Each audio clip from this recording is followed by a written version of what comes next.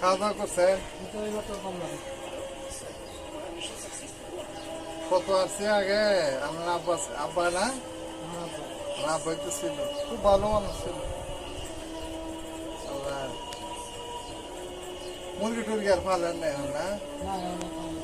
মুরগি হাঁসটা, মুরগি হাঁসটা সব মাইসে খারাপ করে সেবা পানি কেন?